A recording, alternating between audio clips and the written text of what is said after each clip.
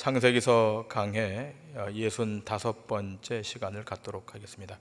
오늘 말씀의 제목은 열조에게로 돌아간 야곱, 이 제목으로 말씀을 함께 나누도록 하겠습니다.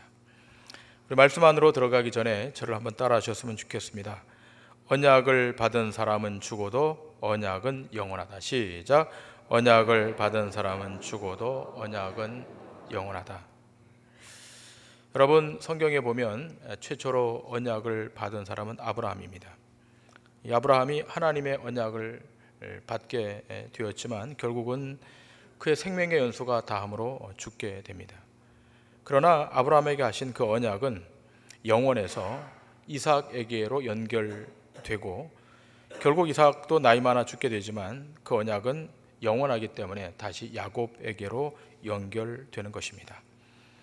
이러한 그 언약이 어제나 오늘이나 동일하신 하나님이 이루어내신 결과인 것이고, 오늘 우리도 이 언약에 참여할 수 있는 것은 하나님이 여러분과 저를 하나님의 백성으로 선택해 주셨기 때문인 것입니다.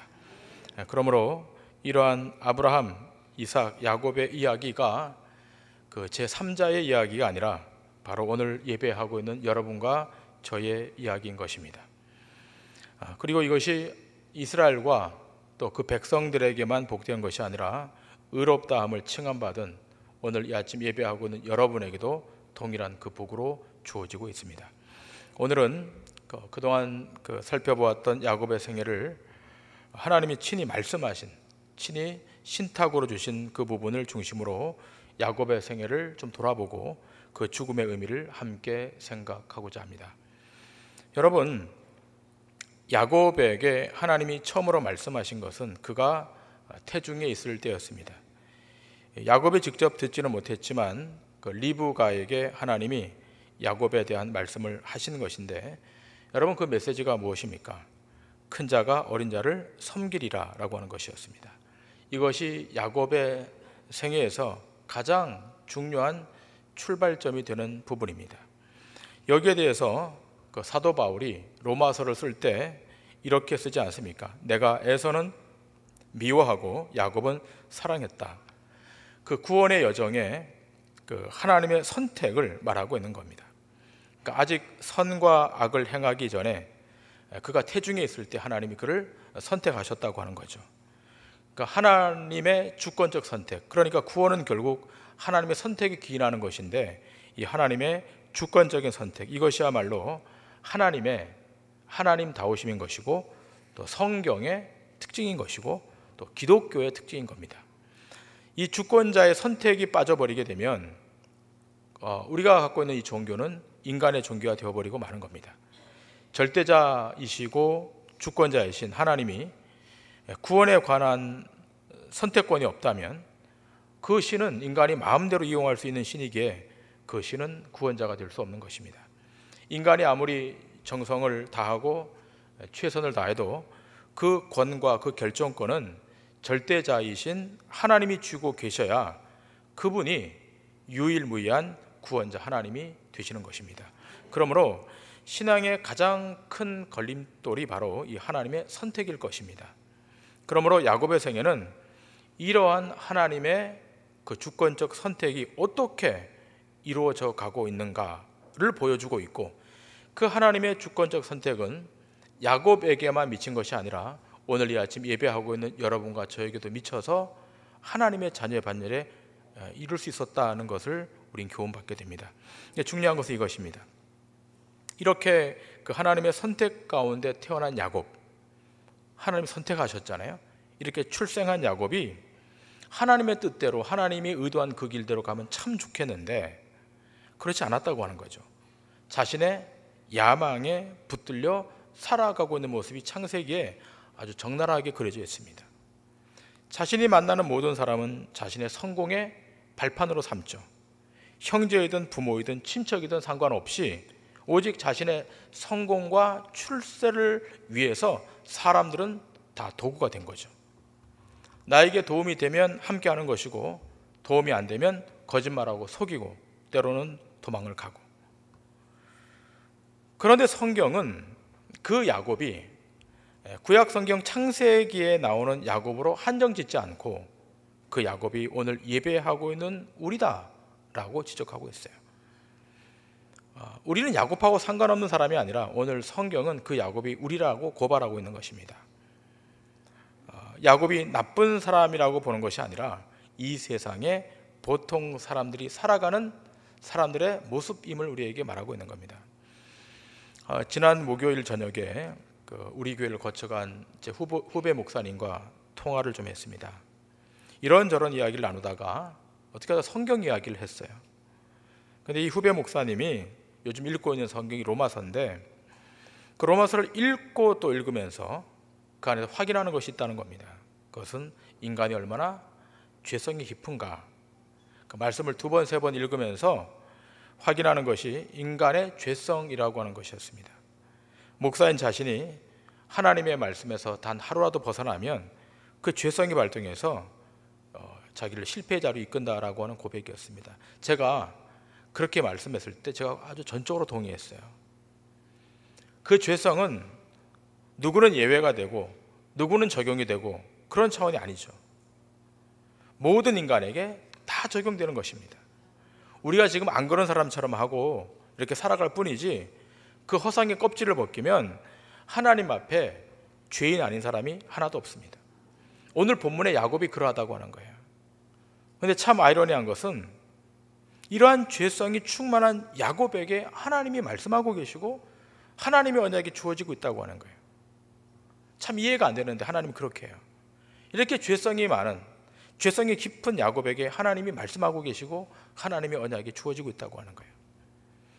제가 창세기서를 읽으면서 도대체 하나님이 야곱의 생애 가운데 간접적으로 말씀하신 것이 얼마나 되나 하고 제가 살펴봤더니 한 9번 정도 말씀하세요.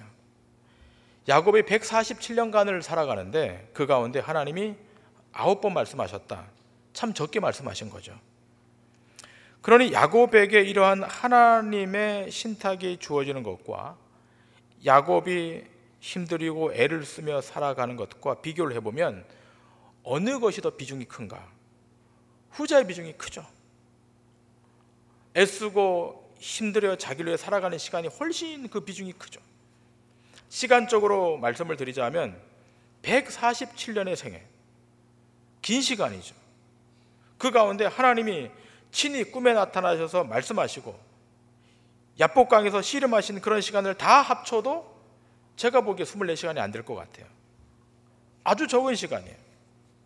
하나님은 이 아주 적은 시간에 야곱을 향한 계획과 의지를 피력했다고 하는 거예요. 147년 가운데 하루 정도의 시간을 빼고 나머지는 다 그 시간을 야곱은 자기를 위해서, 자기의 성공 가도를 위해서 그렇게 시간을 썼던 거예요. 엄청난 시간 아니겠습니까? 자, 그런데 여러분, 지금 이 야곱의 생애를 결산하는 이 지점에서 결국은 누구의 뜻이 이루어지는가? 하나님의 뜻이 이루어지는 거예요. 야곱의 뜻이 이루어져야 되는데 하나님의 뜻이 이루어지고 마는 거예요. 그래서 야곱의 생애 가운데 남는 것이 뭐냐? 자신이 그동안 그렇게 불철주야 성공을 위해 애를 쓰고 고생을 했는데 마지막에 남는 것이 뭐냐? 그 인생에 남는 것은 하나도 없고 딱 하나예요. 하나님의 언약만 남게 된다는 거예요. 이거 외에는 없는 거예요. 이상하잖아요? 147년의 시간 동안 하나님과 씨름했던 시간, 하나님의 음성을 들었던 시간은 시간적으로 하루도 안 되는데, 자기를 위해 썼는 모든 시간은 그렇게 많았는데 마지막에 봤더니 남는 것은 하나님의 언약밖에 없었다는 거예요. 이 남겨진 언약의 말씀이 어떤 것인가 몇 군데를 좀 우리가 찾고 읽기를 원합니다. 첫 번째는 야곱에 대해 말씀할 때 리브가에게 그 말씀을 하죠. 창세기 25장 23절인데, 자, 우리 이 말씀 다 같이 읽겠습니다. 시작. 여호와께서 그에게 이르시되 두 국민이 네 태중에 있구나. 두 민족이 내 복중에서부터 나누이리라.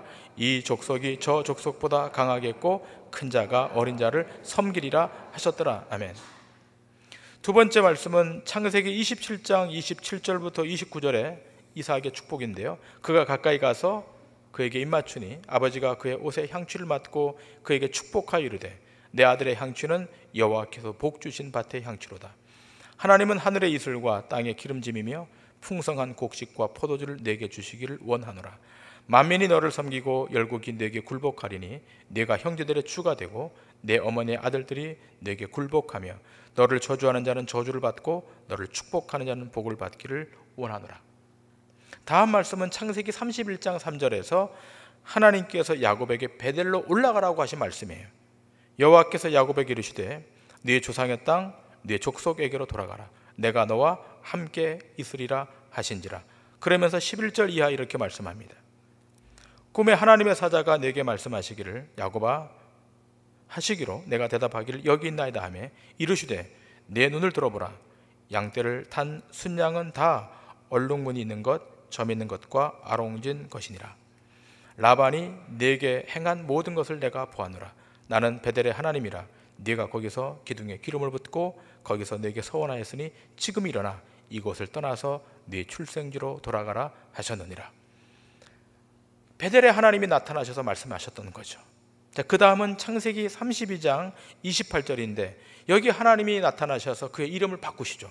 자, 우리 이 말씀 다 같이 읽겠습니다. 시작. 그가 이르되 내 이름을 다시는 야곱이라 부를 것이 아니요 이스라엘이라 부를 것이니 이는 네가 하나님과 및 사람들과 겨루어 이겼음이니라. 아멘. 그 이름이 바뀔 때 하나님이 또 말씀하시죠. 그 다음은 창세기 35장 1절인데 세겜에서 지체하고 있을 때 다시 베델로 올라가라라고 말씀하십니다. 하나님이 야곱에게 이르시되 일어나 베델로 올라가서 거기 거주하며 네가 네 형 에서의 낯을 피하여 도망하던 때에 내게 나타났던 하나님께 거기서 제단을 쌓으라 하신지라. 세겜에 너무 지체하고 있으니까 하나님이 나타나셔서 베델로 올라가라는 말씀을 주셨죠. 그 다음 창세기 35장 9절부터 13절에 이렇게 기록되어 있습니다. 야곱이 밧단 아람에서 돌아오매 하나님이 다시 야곱에게 나타나서 그에게 복을 주시고 하나님이 그에게 이르시되 내 이름이 야곱이지만은 내 이름을 다시는 야곱이라 부르지 않겠고 이스라엘이 내 이름이 되리라 하시고 그가 그의 이름을 이스라엘이라 부르시고 하나님이 그에게 이르시되 나는 전능한 하나님이라 생육하며 번성하라. 한 백성과 백성들의 총회가 내게서 나오고 왕들이 내 허리에서 나오리라. 내가 아브라함과 이삭에게 준 땅을 내게 주고 내가 네 후손에게도 그 땅을 주리라 하시고 하나님이 그와 말씀하시던 곳에서 그를 떠나 올라가시는지라. 그 다음에 마지막으로 이렇게 말씀합니다. 창세기 46장에 나타나셔서 애굽으로 내려갈 때 하나님이 야곱에게 말씀하십니다. 이스라엘이 모든 소유를 이끌고 떠나 브엘세바에 이르러 그의 아버지 이삭의 하나님께 희생 제사를 드리니 그 밤에 하나님이 이상 중에 이스라엘에게 나타나 이르시되 야곱아 야곱아 하시는지라. 야곱이 이르되 내가 여기 있나이다 하며 하나님이 이르시되 나는 하나님이라. 네 아버지의 하나님이니 애굽으로 내려가기를 두려워하지 말라. 내가 거기서 너로 큰 민족을 이루게 하리라. 내가 너와 함께 애굽으로 내려가겠고 반드시 너를 인도하여 다시 올라올 것이며 요셉이 그의 손으로 네 눈을 감기리라 하셨더라. 아멘. 이것이 야곱에게 나타나셔서 직접적이든 간접적이든 말씀하신 내용의 전부입니다. 이렇게 하나님이 야곱에게 하신 말씀의 내용을 요약하고 보니 야곱이 147년 동안 살면서 남아있는 것이 뭔가? 오직 하나님의 언약 하나만 남았다는 거예요. 그리고 그 언약이 앞으로 이루어질 언약의 내용만 남아있는 거예요.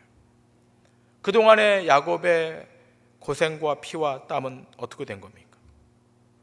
야곱이 꿈꿨던 그 꿈의 결과는 어떤 것입니까? 그런 건 하나 남아있지 않아요. 오히려 그러한 고집을 부리다가 꺾어진 허리로 인해서 쩔룩쩔룩거리는 흔적을 갖고 있는 야곱의 모습만 지금 남아있는 거예요. 창세기를 들여다보면 야곱의 이야기를 들여다보면 야곱의 고집과 하나님의 고집이 충돌했던 거예요. 야곱도 대단히 고집이 셌던 사람인데 그 야곱의 고집과 하나님의 고집이 정면으로 충돌했어요. 근데 여러분 누구의 고집이 이긴 것입니까? 두말할 나위 없이 하나님의 고집이 이기는 거예요. 하나님이 이기세요. 여러분의 고집과 하나님의 고집 싸우셨잖아요. 누구의 고집에 꺾여서 여기 온 겁니까? 하나님의 고집에 다 꺾여서 오늘 이 아침 다 여기 온 거예요. 나는 내 발로 걸어서 왔다? 그런 사람 아무도 없습니다. 다 하나님의 고집에 꺾여서 어떤 분들은 폐잔병으로 오신 분들도 있고, 어떤 분들은 끌려서 오신 분들도 있고, 하나님이 이기십니다. 이것을 믿으십니까? 네. 그렇다면 무엇을 더 고집하겠습니까? 우리가 고집할 것이 없는 거죠. 성경을 통하여 하나님의 언약이 어떻게 진행되는가를 봐야 되는 거예요. 결국 우리 인생에 남는 것은 언약만 남는 거예요. 그리고 하나님은 그렇게 만드세요. 언약만 남기시는 거예요. 세상의 부귀영화, 눈에 보이는 것, 사람들의 칭찬, 사람을 알아주는 것, 명예, 권력 다 안개처럼 사라지도록 하십니다. 하나님의 언약만 영원토록 빛나도록 만드십니다. 근데 중요한 것은 그 언약 앞에 여러분과 제가 콜링을 받았다고 하는 거예요. 그래서 하나님은 그 부름 앞에 후회함이 없다라고 말하십니다. 이 부르심의 목적대로 우리를 콜링하셨기 때문에 하나님은 그 의도대로, 그 의지대로 완성시키고야 맙니다. 한편으로 이것이 두려움이 돼요. 왜죠? 고집부리면 혼나니까. 그럼 한편으로는 또 위로가 돼요. 내가 이렇게 부족함에도 불구하고 하나님이 나를 포기하지 않고 나를 붙드셔서 하나님의 일을 이루시는구나. 두려움과 위로가 교차되는 거예요. 때문에 우리는 앞으로 어떻게 살아야 되는가? 믿음으로 사는 거예요. 의인은 믿음으로 사는 거예요. 이 믿음이란 결국 하나님의 은사이지만 그 믿음의 내용이란 바로 하나님의 언약과 연결되어 있는 거죠. 그래서 바울은 로마서 11장을 기록하면서 이렇게 기록합니다.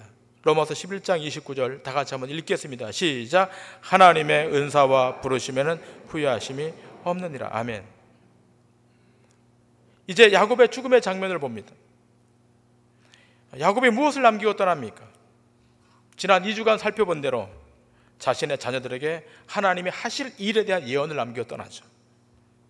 그리고 그 예언은 야곱의 자유로 말한 예언이 아니라 그건 하나님으로부터 받은 신탁의 예언인 거죠.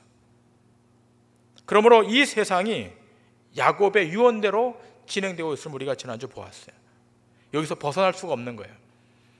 우리의 생각은 세계의 역사가, 세계의 흐름이 어떤 큰 흐름에서 어떤 큰 권력자가, 어떤 큰 나라가 이것을 이끌어간다고 생각하지만 성경은 그렇게 말하고 있지 않습니다. 이 모든 역사의 뒤에는 하나님의 손이 있는 것이고 하나님은 하나님의 언약에 기반하여 이것을 끌고 가시는 거예요.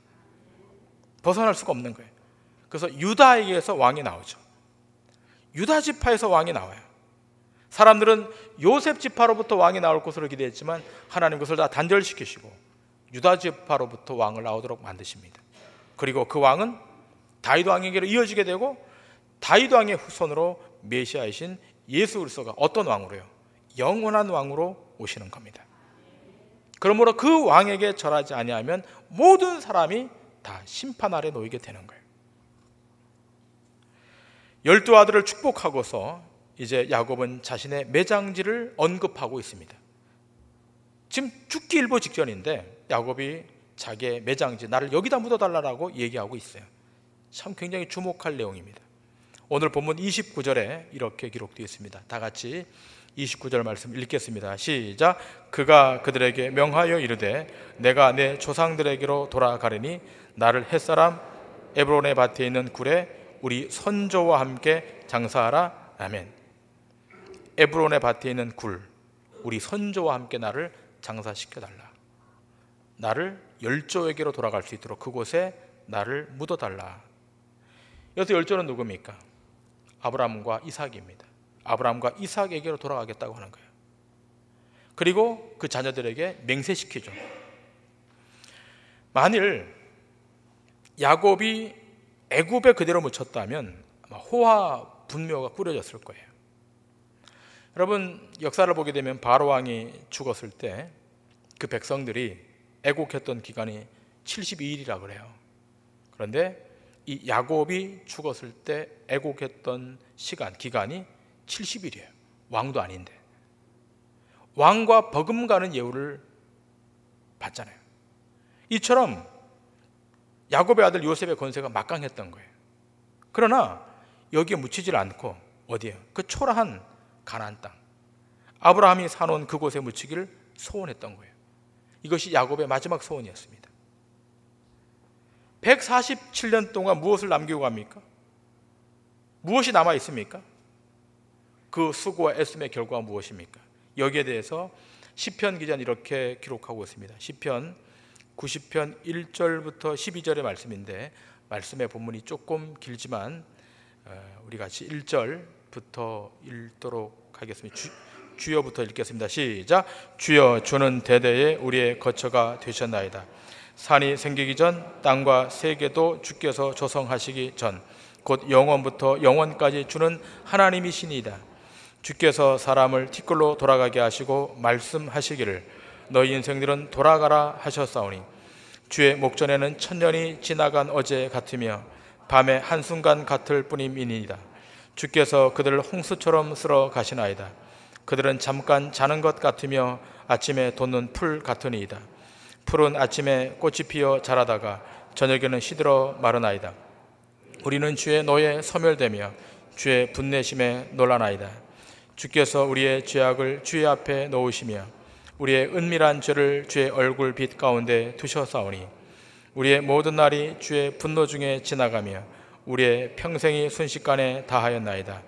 우리의 연수가 70이요 강건하면 80이라도 그 연수의 자랑은 수고와 슬픔뿐이요 신속히 가니 우리가 날아가나이다. 누가 주의 노여움의 능력을 알며 누가 주의 진노의 두려움을 알리이까? 우리에게 우리 날 계수함을 가르치사 지혜로운 마음을 얻게 하소서. 아멘. 우리 인생을 다 티끌로 돌아가도록 하신다. 주의 목전에서 천년이 지나간 어제 같고 밤의 한 경점 같다는 거예요. 인생이 주의 노에 소멸되고 주의 분내심 때문에 놀랄 수밖에 없다는 겁니다.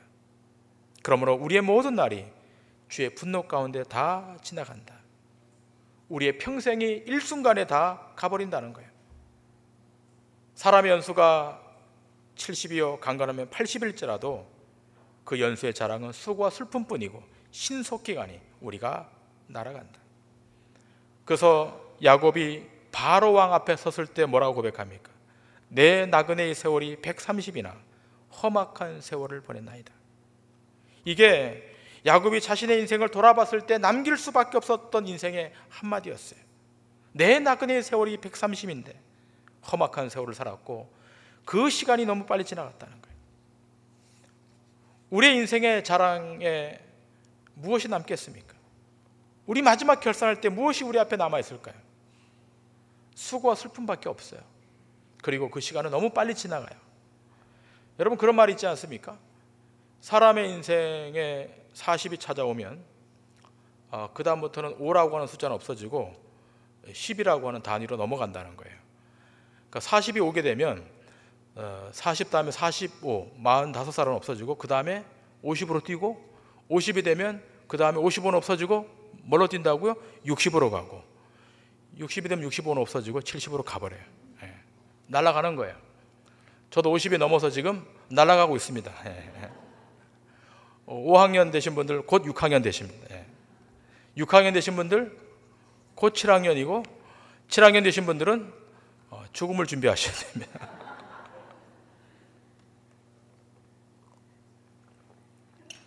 11절 12절에 뭐라고 되어 있습니까? 누가 주의 노여움의 능력을 알며 누가 주의 진노의 두려움을 알리이까?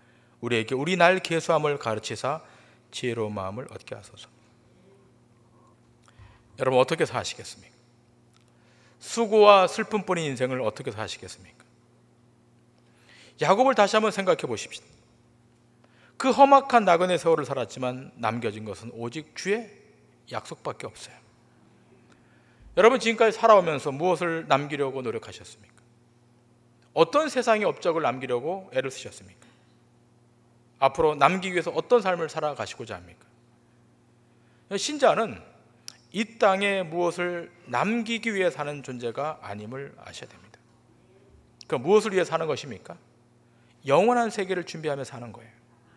이 세상에 보이는 것을 남기고자 하는 것이 아닌 겁니다. 우리는 영혼을 사모하며 영혼을 준비하며 사는 거예요.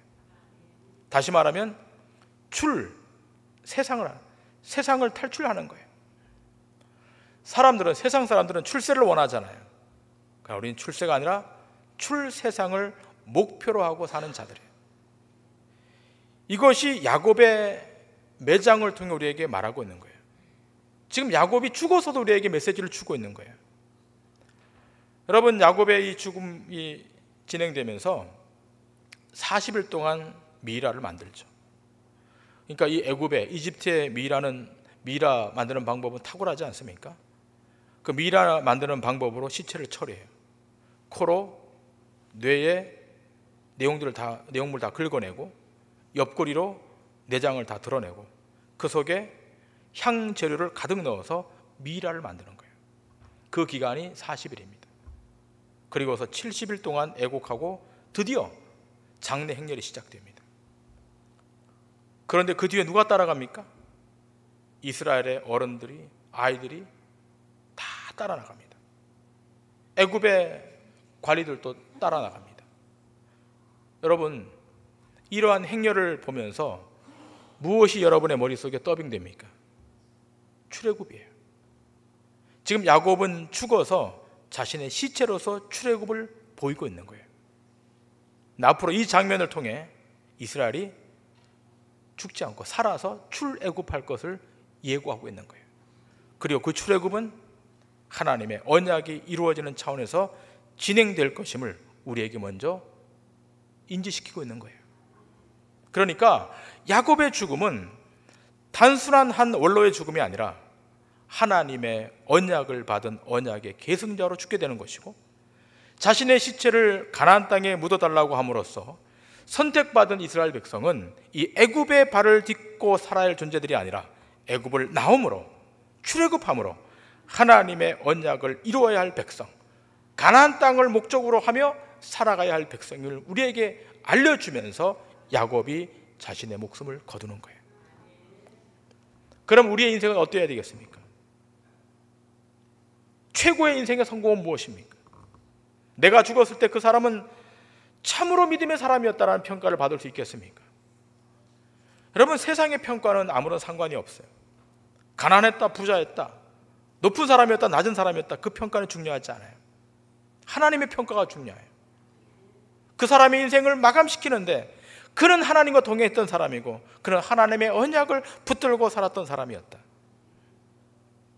결국 우리는 언약으로 출발했던 자들이고 언약을 붙들고 사는 존재들이고 언약으로 마감하는 존재들인 거예요. 야곱이 그렇게 일평생 동안 자기의 그 무엇을 남기고자 애를 썼지만 하나님은 그 흔적을 다 지워버리세요. 남기지 못하도록 하나님 허락하지 않으세요. 결국 야곱이 죽고 난 이후에 야곱은 한 줌의 죄로 돌아가지만 거기에 무엇만 남습니까? 하나님의 언약만 남는 거예요. 그래서 우리는 이 세상을 우리의 자유로 살 것이 아니라 믿음으로 살아야 되는 거예요. 믿음으로 산다고 하는 것은 우리의 삶이 종결되고 가야 할 목적이 있음을 자각하고 사는 것을 말하는 거예요. 그래서 히브리서 기자는 이렇게 말합니다. 히브리서 11장 13절부터 16절에 이렇게 기록하고 있습니다. 이 사람들은 다 믿음을 따라 죽었으며 약속을 받지 못하였으되 그것들을 멀리서 보고 환영하며 또 땅에서는 외국인과 나그네임을 증언하였으니 그들이 이같이 말하는 것은 자기들이 본향 찾는 자임을 나타냄이라. 그들이 나온 바 본향을 생각하였더라면 돌아갈 기회가 있었으려니와 그들이 이제는 더 나은 본향을 사모하니 곧 하늘에 있는 것이라. 이러므로 하나님이 그들의 하나님이라 일컬음 받으심을 부끄러워하지 아니하시고 그들을 위하여 한 성을 예비하셨느니라. 아멘.